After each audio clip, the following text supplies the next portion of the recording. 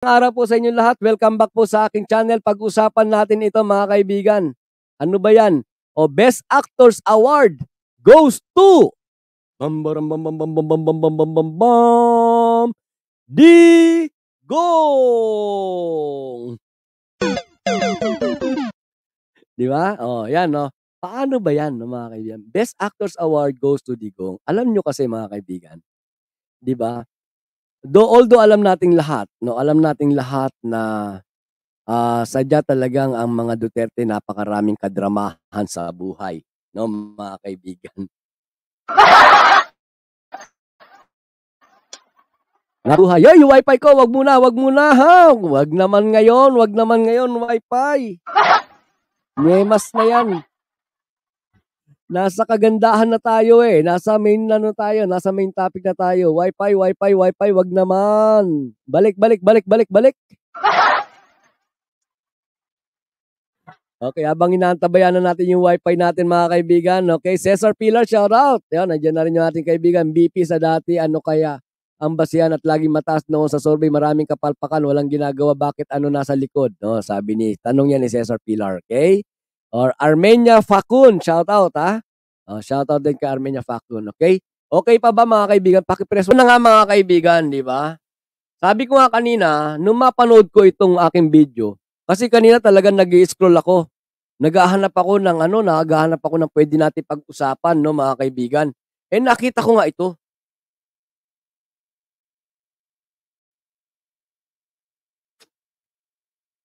Nakita ko nga itong video ito at talagang napamura ako mga kaibigan. Dahil kung aking matatandaan, may content ako nito eh. Nag-content din po ako nito. No? Yon, Papa Cho, shout out Papa Cho, and Ramonita Navarro, shout out. Okay. Yan, na-content ko rin ito, kaya masasabi ko na ako inadala rin sa drama. No, mga kaibigan. Ha? Ano ba ito? Ano ba itong tinutukoy ko? Ito mga kaibigan, no? Puntahan na natin. Madali natin, unahan natin yung aking wifi. Baka maunahan ako ng wifi ko. Di ba? O ito mga kaibigan, ito na. Naalala nyo ba nung saliwasang Bonifacio mga kaibigan? Sino nakakaalala nun? Nung nagsalita doon si Duterte. Mga kaibigan, doon sa liwasang Bonifacio. Tapos pagkatapos niya magsalita, naalala niyo yung inalalayan siyang maglakad na para bagang tutumba siya, 'di ba? Naalala niyo rin ba na nai-content natin 'yan no mga kaibigan? Kaya sabi ko nadali ako ng drama. 'Di ba? So eto mga kaibigan, panoorin natin ang katotohanan sa likod, ang katotohanan sa likod ng mga kadramahan, 'di ba? Lalong-lalo na yung mga naghahanap kay Digong mga kaibigan, 'di ba? And mamaya isa pa, papakita ko sa inyo yung video na pinakita natin kanina sa unang live natin, mga kaibigan. At nandun pala yung kasagutan sa isipan ko, yung tanong sa isipan ko, di ba mga kaibigan? Sabi nila nakoma, pero bakit doon sa interview ang lakas-lakas? Ito pala, bahagi yun mga kaibigan. No, bahagi yun. Ito, panoorin natin to mga kaibigan, ha? Maraming magkita. Pag maglakad ako na... pag naglalakad daw siya mga kaibigan, ha? Pag naglalakad daw itong si Digong nyo na mga kaibigan, ano raw?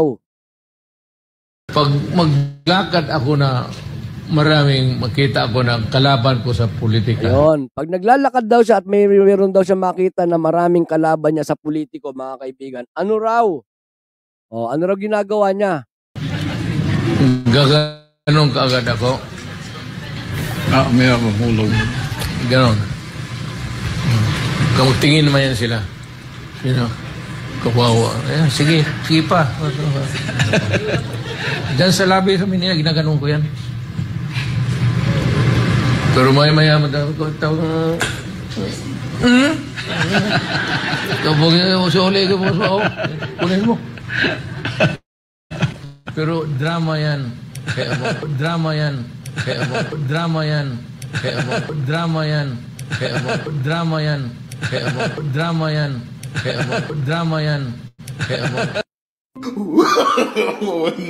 No. At yung sa liwasang Bonifacio mga kaibigan na sinasabi ko sa inyo, di ba?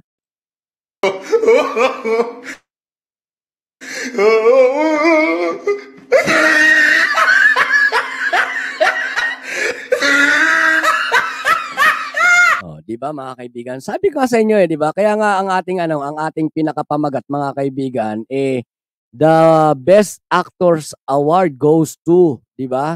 Goes to Digong, no mga kaibigan. Isipin niyo 'yun. Sino niloko niya? Sino niloloko niya? Yung mga kalaban niya sa politika? Hindi. Sino niloloko niya mga kaibigan? Sino ang niloloko ng mga Duterte? Ang niloloko ng mga Duterte, buong Pilipino, buong Pilipinas, lahat ng mga Pilipino niloloko ng mga Duterte. Di ba mga kaibigan? Ano? Parang makahakot siya ng simpatya? Hindi, mga kaibigan, sadya po talaga. Sadya po talaga. Tandaan ninyo, for the past 6 years, lalong-lalo na nung siya ang nasa Malacanang mga kaibigan, na ngayon, sabi ko nga, di ba, ngayon ay nalalantad na lahat ng baho niya. No, mga kaibigan, bakit? Lahat puro kadramahan. Lahat puro kadramahan. Lahat puro kasinungalingan. Lahat puro panloloko sa mamamayang Pilipino. Di ba? Kaya nga ako nagtataka mga kaibigan yung ating content kanina umaga, di ba, yung first content natin, no? Nagtataka ako hindi pala, kahapon pala ata. I think kahapon. No, sorry naman. Wala pala dito. Wait ha. Gusto ko lang ipakita sa inyo mga kaibigan, no? Yung interview, ito di ba? Gusto ko lang ipakita sa inyo to mga kaibigan, ha? Ito yung time na na kung saan ay talagang nagtatanong sa social media, nasaan si Digong? 'Di ba? Pagkatapos may ipinakalat na na balita na nakoma daw, 'di ba? Pero paglabas nitong interview na ito nung makita ko 'to mga kaibigan, nagulat din ako. 'Di ba? Ito ba yung mahina? Ito ba yung nakoma? Kaya kung magsalita dire-diretso tuloy-tuloy, 'di ba? Pagkatapos nung makita ko nga yung video na yung kanina, mga kaibigan, sabi ko ito nga, 'di ba? Sinungaling talaga mga Duterte. Hari talaga.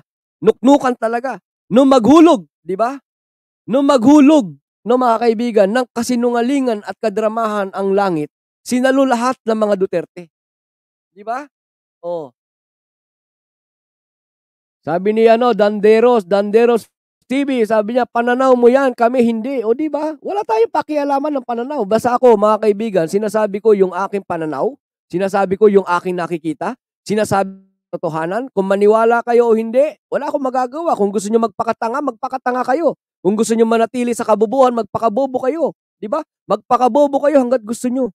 Ganun lang kasimple yun. Pero, hayaan yung trabaho namin para sa ganun ay mailabas ang mga katotohanan sa lahat ng mamamayang Pilipino. Di ba? Kung ayaw ninyo at gusto niyo magpakalat ng kasinungalingan, kayo na lang. Di ba? Basta kami, katotohanan ang ihahayag namin sa buong Pilipinas. Di ba? Sa mamamayang Pilipino, dahil ipinagmamalasakit namin dito ang mamamayang Pilipino, hindi ang mga Duterte. Di ba? Kaya nga galit na galit kami kapag nalalaman namin na talagang tinatarantado tayo ng mga Duterte. Di ba? Ginagago tayo ng mga Duterte. Di ba? Yung mga ganyang kaisipan, yung pananaw mo yan, kami hindi. Pananaw yan ng mga didilis. Kaya nga didilis, maliliit ang utak. Di ba mga kaibigan? Maliliit ang utak. Ulit-ulitin ko yung maliliit ang utak. Di ba? So yan mga kaibigan, kung meron po kayong karagdagang komento tungkol dito sa video na ating pinalabas ngayon, no, mga kaibigan, na nagpapakita na ng pagsisinungaling, pagdadrama at pananarantado ng mga Duterte sa buong Pilipinas at sa lahat ng mga Pilipino, mga kaibigan, please comment on our comment section. Binabasa po natin yan, no, mga kaibigan. And don't forget to like and share yung ating video, no, mga kaibigan. Okay. So ito na nga.